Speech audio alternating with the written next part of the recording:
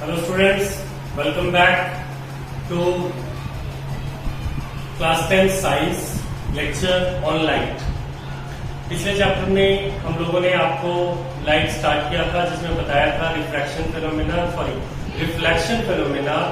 और रिफ्लेक्शन किस तरह से होता है प्लेन मिरर में, उसका क्या प्रॉपर्टी होता है, किस तरह से रिफ्लेक्शन जो है वो कॉन्केव और कॉन्वेक्स मिरर्स में होते हैं और इन मिरर्स में की पहचान क्या है, क्या खूबी है, इनके यूजेस क्या है। तो वो तो था रिफ्लेक्शन। आज हम लोग पढ़ेंगे रिफ्रैक्शन क्या है। जैसे कि आप देख पा रहे हैं रिफ्रैक्शन, तो रिफ्रैक्शन नॉर्मली एक ऐसे फिनोमेना, ऐसी घटना को कहते हैं जिसमें क्या होता है। तो रिफ्रैक्शन के अंदर में हम पाते हैं कि जब भी लाइट किसी एक मीडियम से दूसरे मीडियम में जा रही होती है तो वो नॉर्मल से अवे या नॉर्मल की तरफ मुड़ जाती है, बेंड कर जाती है। तो जैसे एक लाइट रे आ रही है, ये शीशे का है, ग्लास स्लैब है, इधर है एयर, तो एयर से जब ग्लास में जा रही है तो हम देख रहे हैं कि लाइट ऐसे आ रही थी, इसको ऐसे जाना चाहिए था मगर वो ऐसे न जाके बेंड हो गया नॉर्मल की तरफ में। और फिर जब यहाँ वापसी वो ग्लास से फिर एयर में जाने लगा तो फिर वो उसका जाने का रास्ता कुछ और था लेकिन वो कहीं और मुड़ गया। और ये जो मुड़ा है वो बिल्कुल इसी की डायरेक्शन में मुड़ेगा, जैसे ये और ये दोनों बिल्कुल पैरेलल जाएंगे और इनके बीच में एक डिस्प्लेसमेंट हो जाएगा जिसे हम कहते हैं लैटरल डिस्प्लेसमेंट। तो ये जो घटना है जिसमें लाइट एक मीडियम से दूसरे मीडियम में जाते वक्त क्या होती है, अपने पाथ से बेंड कर जाती है, उसे हम कहते हैं रिफ्रैक्शन। इस रिफ्रैक्शन के दो लॉज हैं। एक लॉ कहता है कि जो इंसिडेंट रे है, ये जो रे आ रहा है इसे हम कहते हैं इंसिडेंट रे, और ये जो रे बेंड हो गया उसे कहते हैं रिफ्रैक्टेड रे, और ये तीसरी लाइन नॉर्मल। तो इंसिडेंट रे, रिफ्रैक्टेड रे और नॉर्मल ये तीनों एक ही प्लेन में लाई करते हैं। और दूसरा लॉ है जो कहलाता है स्नेल्स लॉ के नाम से। स्नेल्स लॉ क्या होता है? स्नेल्स लॉ एक ऐसा लॉ है जिसके अंदर में डिफाइन किया गया है रिफ्रैक्टिव इंडेक्स को। रिफ्रैक्टिव इंडेक्स, तो बच्चों आओ हम लोग जानते हैं रिफ्रैक्टिव इंडेक्स क्या है। रिफ्रैक्टिव इंडेक्स जो है उसको हम रिप्रेजेंट करते हैं आइदर म्यू से या एन से, म्यू या एन से। और इसको लिखते कैसे हैं? म्यू 1 2, यानी कि सेकेंड मीडियम में लाइट जा रहा है फर्स्ट से, 1 से वो 2 में जा रहा है, जिससे जा रहा है वो 1 पहला मीडियम और जिसमें जा रहा है वो 2 यानी कि दूसरा मीडियम। और इसके लिए फॉर्मूला दिया गया है 1 mu 2 equal to mu 2 by mu 1, यानी कि जो आपका सेकेंड मीडियम का रिफ्रैक्टिव इंडेक्स है अपॉन में डिवाइडेड बाय फर्स्ट मीडियम। लेकिन पहले हम ये बताते हैं रिफ्रैक्टिव इंडेक्स होता क्या है। तो जैसे कि आपने रिफ्रैक्शन के अंदर में देखा है कि रिफ्रैक्शन के अंदर में लाइट जो है वो बेंड होने का प्रॉपर्टी है।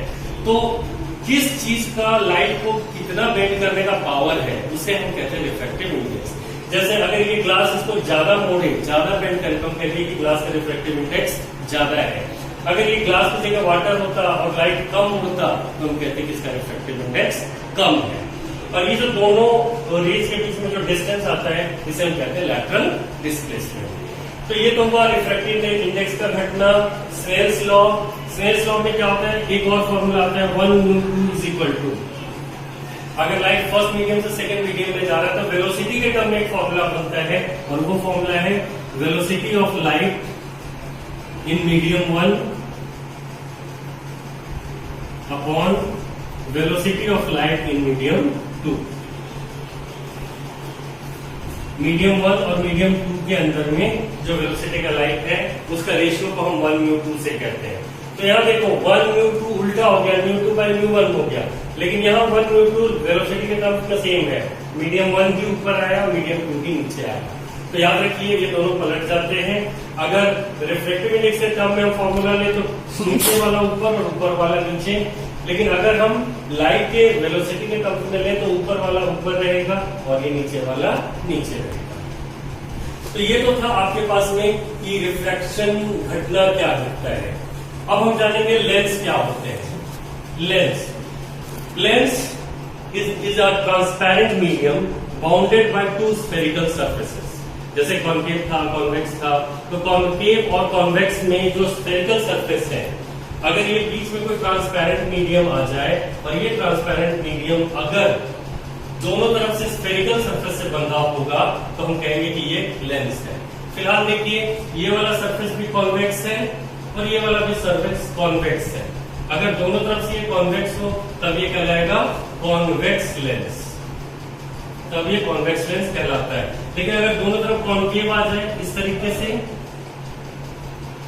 यानी कि ये भी सरफेस जो है वो फंसा हुआ है, ये भी सरफेस फंसा हुआ है, अगर दोनों तरफ कॉन्केव आ जाए तो ये कहलाएंगे कॉन्केव लेंस। इस दोनों तरफ कॉन्केव है इसलिए इसको कहलाएंगे कॉन्केव लेंस। लेकिन सिर्फ ऐसा ही नहीं होता, सिर्फ यही दो तरह के लेंस नहीं होते, लेंस का और भी कैटेगरी है। अगर हम लेंस को और क्लासिफाई करना चाहें या उसका प्रॉपर नेमिंग जानना चाहें तो देखिए कि हम लेंसेज का नाम किस तरीके से लिख पाते हैं और क्या जो है उनके नाम के साथ में अटैच होता है, कैसे उनका नामकरण किया जाता है। तो आइए देखते हैं कि किसी भी लेंस का नाम हम लोग किस तरीके से लिख सकते हैं। तो लेंस के अंदर में कॉन्केव भी हो सकता है, कॉन्वेक्स भी हो सकता है। कॉन्वेक्स लेंस का एक और नाम है, ये नाम खास तौर पे याद रखिए, कॉन्वेक्स लेंस को हम लोग कन्वर्जिंग लेंस भी कहते हैं। क्या कहते हैं? Converging lens. और कॉन्केव लेंस को हम लोग कहते हैं डाइवर्जिंग लेंस। तो कन्वर्जिंग और डाइवर्जिंग दो नाम है। क्या मतलब है कन्वर्जिंग और क्या मतलब है डाइवर्जिंग का? अगर रेज एक ही जगह पे आते चले जाए, जैसे ये देखिए चारों तरफ से रेज आए और एक ही पॉइंट पे जाके मीट कर जाए तो हम कहेंगे कि रेज यहाँ पे कन्वर्ज हो रहे हैं। जिस घटना को हम कहते हैं कन्वर्ज होना। तो कॉन्वेक्स लेंस के अंदर लाइट आके मिल जाते हैं एक पॉइंट पे, जैसा कि यहाँ दिखाया जा रहा है, इस लेंस को कहते हैं कन्वर्जिंग लेंस। और डाइवर्स क्या होता है? अगर हम एक ही पॉइंट से रेज को देखें कि बाहर जा रहे हैं, यानी कि रेज अगर बाहर निकलते हुए आ रहे हैं तो इसको हम कहते हैं डाइवर्ज होना। तो हम देखेंगे कि जो कॉन्केव लेंस होता है इसके अंदर डाइवर्जेंस का प्रॉपर्टी होता है, इसलिए कहलाता है डाइवर्जिंग लेंस। और कॉन्वेक्स लेंस के अंदर रेज का मिलने का प्रॉपर्टी होता है, इसलिए कहलाता है कॉन्वेक्स लेंस। अब देखिए लेंस का नेमिंग, जैसे देखो अगर ये इस तरह का लेंस है हमारे पास में, तो यहां हम क्या देख रहे हैं कि इधर वाला साइड जो है वो कॉन्वेक्स है, बाहर की ओर निकला हुआ, इधर वाला साइड घुसा हुआ, ये कॉन्केव है। तो इसका जो नाम होगा वो ऐसे लिखा जाएगा, कॉन्वेक्सो कॉन्केव। इसका नाम लिखा जाएगा कॉन्वेक्सो कॉन्केव। अगर ये उल्टा हो जाए, इधर वाला धंसा हुआ हो और इधर वाला उठा हुआ हो, तो ये वाला कॉन्केव है और ये वाला कॉन्वेक्स है, तो इसका नाम होगा कॉन्केवो कॉन्वेक्स। यानी कि लेफ्ट साइड वाले का नाम लिख के वो लगा दो और राइट साइड वाला प्रॉपर लिख दो। ये अगर प्लेन है और ये अगर इस तरीके से निकला हुआ है, तो इधर तो प्लेन है, इधर कॉन्वेक्स है, तो इसका नाम होगा प्लैनो कॉन्वेक्स। अगर उधर प्लेन हो जाए, जैसे इधर को ये धंसा हुआ हो जाए और उधर प्लेन हो जाए, तो ये वाला पोर्शन कॉन्केव है और ये वाला प्लेन है, जिसका नाम होगा कॉन्केवो प्लेन। Concavo plane. तो लेंस का और भी कैटेगरी होता है जो आपको यहाँ पे दिखाया जा रहा है। अब मैं आप लोगों को बताने जा रहा हूँ रे डायग्राम हम लोग कैसे बनाते हैं किसी भी लेंस के लिए। उससे पहले जरा मैं बता दूं कि जब हम कोई लेंस लेंगे तो लेंस के अंदर कौन कौन से खास बात होते हैं जिनको हमें अपने कंसिडरेशन में लेना पड़ता है, जिनसे हम कोई भी रे डायग्राम लेंस का बना सकते हैं। तो आइए हम लोग फटाफट देखते हैं कि लेंस में कौन कौन से मेन फीचर्स होते हैं। कोई भी लेंस है तो उसके लिए कौन कौन सा चीज होता है, किन किन बातों से हम उसका रे डायग्राम बना सकते हैं। फिर हमारे पास में लेंस फॉर्मूला क्या होता है और लेंस फॉर्मूले के साथ साथ मैग्निफिकेशन का क्या बात होगा और कितने तरह के इसके फीचर्स बनेंगे। कॉन्केव लेंस में कैसे इमेज फॉर्मेशन होगा, कॉन्केव लेंस में कैसे इमेज फॉर्मेशन होगा, किसका फोकल लेंथ पॉजिटिव होगा, किसका फोकल लेंथ नेगेटिव होगा। तो सबसे पहले आइए हम लोग जानते हैं कि अगर हमारे पास कोई लेंस है तो उससे एसोसिएटेड कौन कौन सी बात होगी। तो ये देखिए एक लाइन मैंने बनाया, ये लाइन है मेरा प्रिंसिपल एक्सिस जो आप लोग मिरर में भी पढ़ चुके हैं। मेन लाइन प्रिंसिपल एक्सिस, यहीं पे हमने बना लिया है एक लेंस, ये मेरा एक कॉन्वेक्स लेंस है। तो कॉन्वेक्स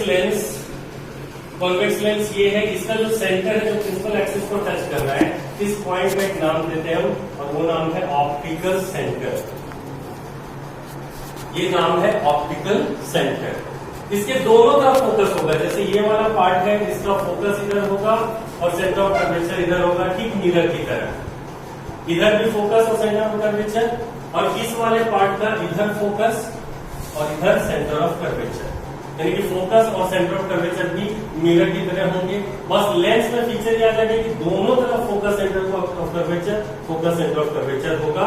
और जो रूल्स होगा हमारे पास रे डायग्राम बनाने का, फिर हमारे पास दो रूल होगा, तीन रूल। पहला रूल क्या था जो आपको लेंस में बताया गया था कि अगर कोई पैरेलल रे है तो वो कहां से पास करेगा, वो फोकस से पास करेगा। और यहां दूसरा रूल है, ये है ऑप्टिकल सेंटर O, अगर कोई रे थ्रू O जाए, अगर O से पास होता हुआ जाए तो वो स्ट्रेट पास हो जाएगा। तो रे डायग्राम का मेथड समझ लीजिए कि अगर हमारे पास कोई एक ऑब्जेक्ट है, सपोज दैट कि ये हमारा AB ऑब्जेक्ट है, हम रे डायग्राम कैसे बनाएंगे? तो रे डायग्राम बनाने का रूल है कि एक रे तो हम पैरेलल भेज देंगे। किसके पैरेलल? प्रिंसिपल एक्सिस के पैरेलल। जो भी रे प्रिंसिपल एक्सिस के पैरेलल जाएगा वो फोकस से होता हुआ निकल जाएगा इस तरीके से। पहला रूल, पैरेलल रे थ्रू फोकस। अब दूसरे पे आए, दूसरा है ऑप्टिकल सेंटर से पास कराना है हमें रे। ये देखिए, ये है ऑप्टिकल सेंटर। अगर हम इससे किसी रे को पास कराएंगे तो जो रे इससे जा रहा है वो इसी पाथ को ट्रेस करता हुआ आगे बढ़ जाएगा, और जहां ये दोनों रेस कटेंगे वहीं पे हमारा क्या होगा, इमेज फॉर्म हो जाएगा। जैसा कि इस AB ऑब्जेक्ट का इमेज यहाँ पे A, B, A', B' बनकर तैयार हो गया है। और हम देख रहे हैं कि रेज डायरेक्टली आकर कटे हैं। जब भी रे डायरेक्टली आकर कटते हैं तो इमेज बनता है रियल। अच्छा, रियल इमेज हमेशा इन्वर्टेड होता है, जैसा कि यहाँ भी हुआ है, लेंस में भी रियल इन्वर्टेड होगा।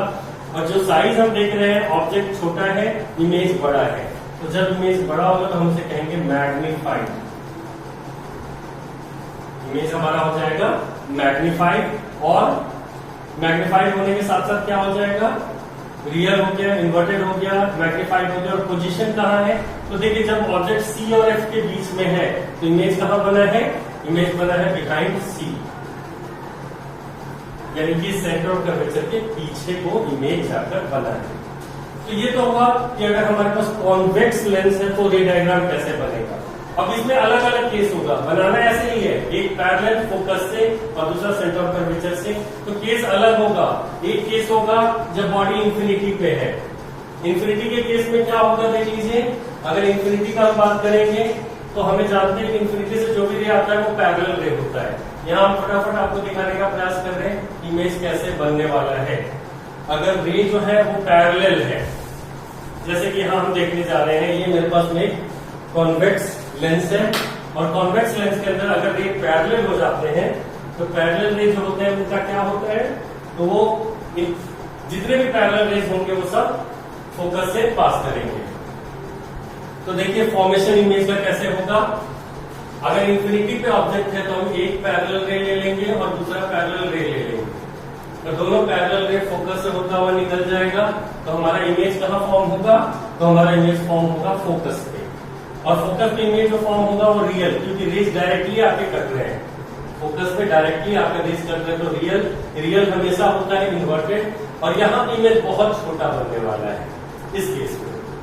तो ये तो हुआ इंफिनिटी के केस में आपके साथ क्या होने वाला है कि आप पैरेलल बनाकर उसे फोकस से पास करा देंगे। अब आगे के केसेस जो है वो इसी तरह से होता चला जाएगा। अगर प्रिंसिपल एक्सिस से कोई रे जो है वो C और C से पीछे है, तो अगर कोई रे C से पीछे होगा हम पैरेलल डालेंगे। पैरेलल क्या होगा, पैरेलल फोकस से होकर निकल जाएगा। दूसरा हम ऑप्टिकल सेंटर से डालेंगे, तो ऑप्टिकल सेंटर वाला तो स्ट्रेट फॉरवर्ड चला जाएगा। ये दोनों यहाँ पे आके कट रहे हैं तो इमेज यहाँ पे बन रहा है। तो इस केस में हम क्या देखते हैं कि जो हमारा इमेज बनता है वो अगर बॉडी C के पीछे है तो इमेज F और C के बीच में बनता है और छोटा होता है, ऑब्जेक्ट से ये छोटा होता है। बेशक डायग्राम वाइज ये आपको बड़ा ये लग रहा हो, ये बराबर लग रहा हो, ये छोटा ही बनता है, रियल और इन्वर्टेड। और अगर बॉडी C पे हो, जैसे कि हम यहाँ पे C पे ही लेने जा रहे हैं, तो याद रखिए ये भी मिरर की तरह ही चलता है। अगर ऑब्जेक्ट सी पे है तो इमेज भी सी पे ही बनेगा। अगर आपने सही ढंग से अपना कंस्ट्रक्शन किया तो अगर ऑब्जेक्ट सी पे है, जैसे कि हम यहां सी पे एक ऑब्जेक्ट ले लेते हैं, अगर हमारा ऑब्जेक्ट सी पे है तो इसका इमेज भी हमारा सी पे ही बनेगा।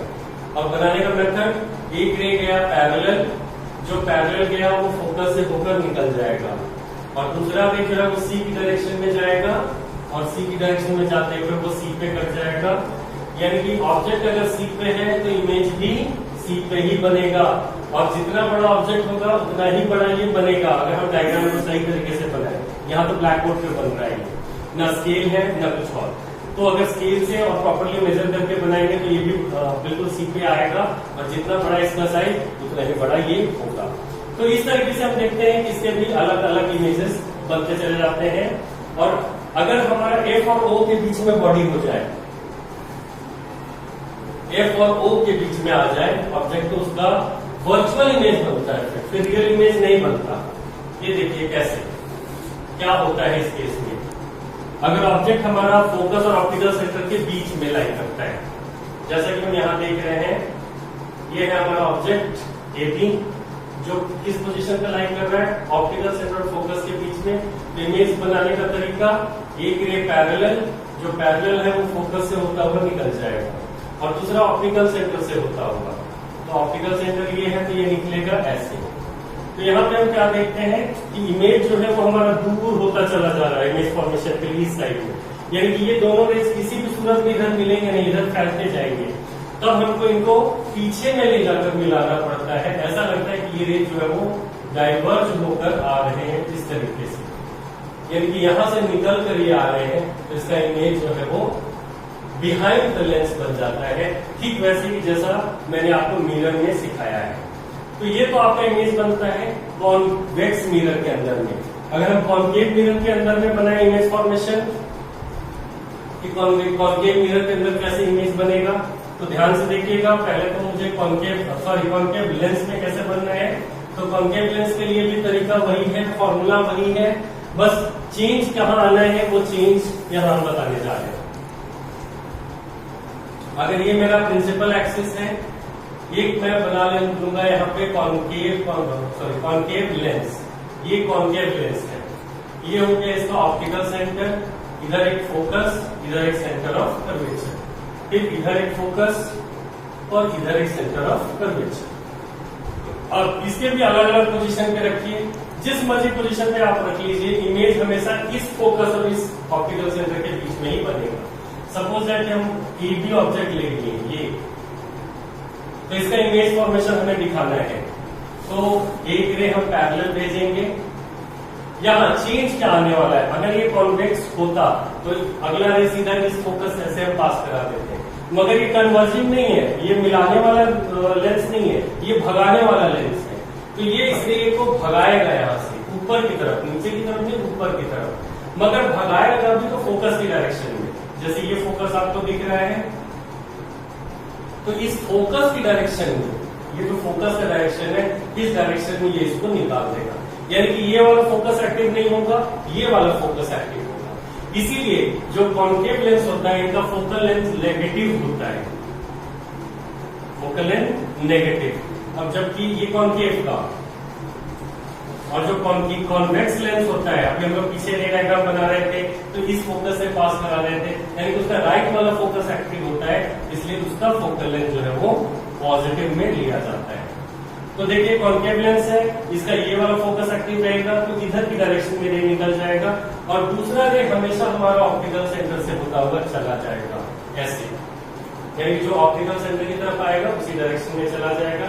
ये दोनों रेज यहाँ पे कट रहे हैं तो इमेज इसका यहीं पे बनेगा, ए डैश बी डैश।